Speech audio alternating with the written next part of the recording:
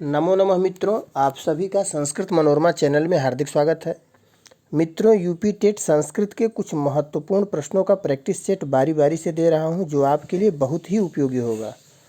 तो मित्रों, यदि आप नए हैं और इस चैनल को सब्सक्राइब नहीं किए हैं तो अवश्य कर लीजिएगा, और वीडियो अच्छा लगे तो लाइक भी कर दीजिएगा। तो बिना देर किए प्रश्नों की ओर चलते हैं।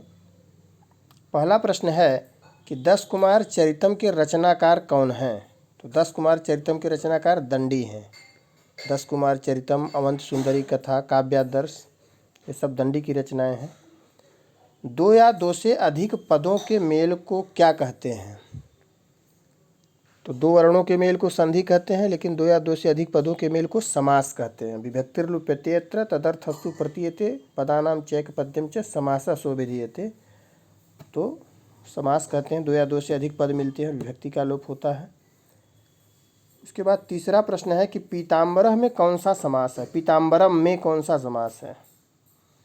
तो पीतम अम्बरम पीताम्बरम कर्मधारय समास है, यहाँ पर कर्मधारय समास होगा। लेकिन यदि पीताम्बरः होता यहाँ पर तो बहुव्रीहि समास हो जाता। पीतम अम्बरम यस्य सः, तो वहाँ पर बहुव्रीहि समास हो जाएगा। ध्यान देना है कि अगर पीताम्बरम रहेगा तो कर्मधारय, और पीताम्बरः रहेगा तो बहुव्रीहि समास। चौथा प्रश्न है कि माहेश्वर सूत्र में 2 बार आने वाला वर्ण है। तो माहेश्वर सूत्र में 2 बार आने वाला वर्ण ह है।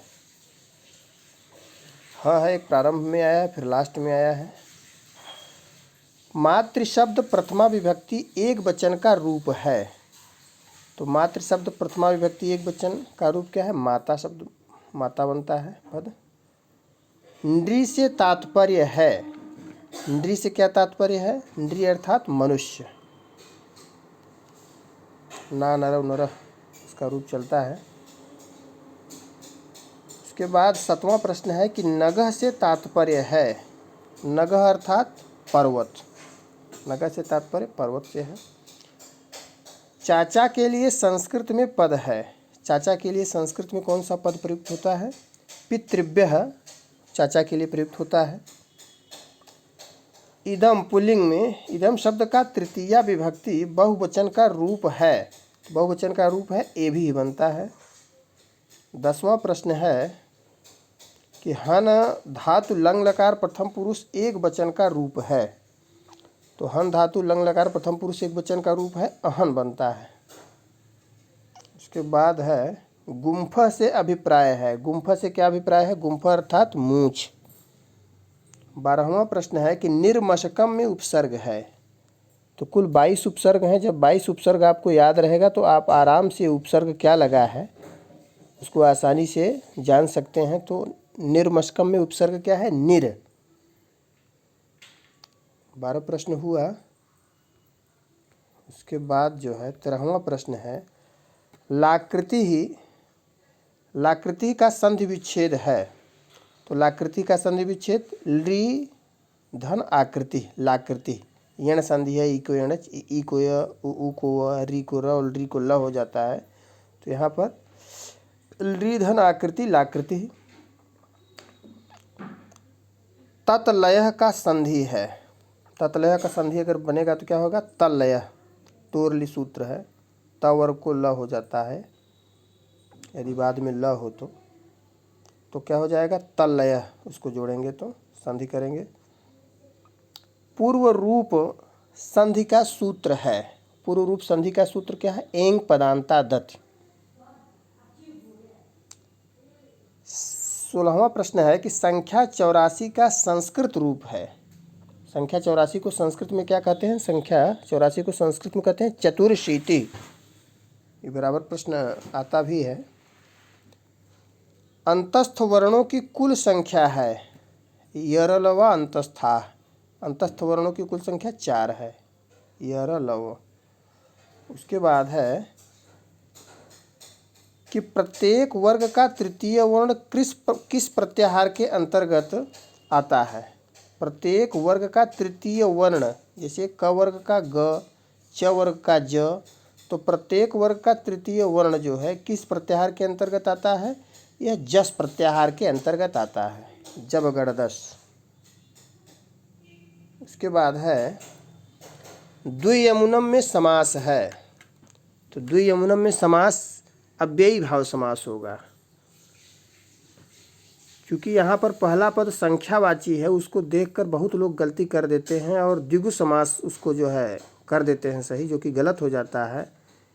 इसमें जो है नदी विशेषवाचक शब्दों के साथ संख्यावाचक शब्द का अव्ययी भाव समास होता है, और दो इसमें पद है जो कि बराबर पूछा जाता है, पंचगंगम और द्वियमुनम, ये दोनों जो है अव्ययी भाव समास में आते हैं।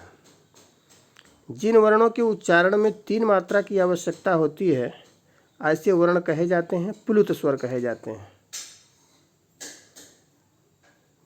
स्वर जिसमें 3 मात्रा की आवश्यकता होती है वो क्या है? प्लुत स्वर है।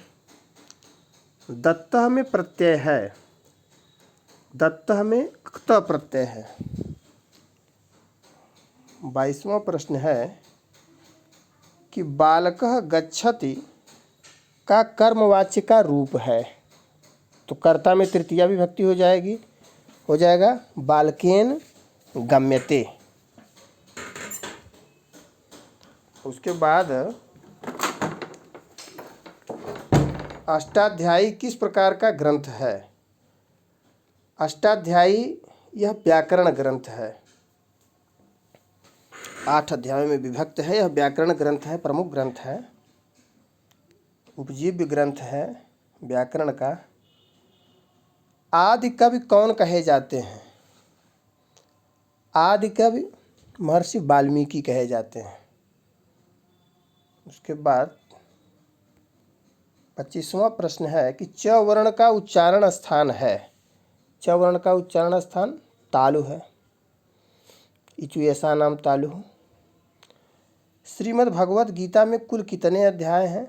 श्रीमद् भगवत गीता में कुल 18 अध्याय हैं। अकथितम च सूत्र के अंतर्गत कितनी धातुएं आती हैं? अकथितम च सूत्र के अंतर्गत 16 धातुएं आती हैं। लघु सिद्धांत कौमुदी के रचनाकार कौन है? लघु सिद्धांत कौमुदी के रचनाकार वरदराज हैं। अजा में प्रत्यय है, अजा स्त्री प्रत्यय है और स्त्री प्रत्यय में टाप प्रत्यय है, अजाद्यश टाप सूत्र है। वेदों की संख्या कितनी है? वेदों की संख्या 4 है, सभी जानते होंगे, ऋग्वेद, यजुर्वेद, सामवेद और अथर्ववेद। तो इस प्रकार यह 30 प्रश्न रहे। हमारा दूसरा सेट देखने के लिए दूसरा वीडियो देखें। धन्यवाद।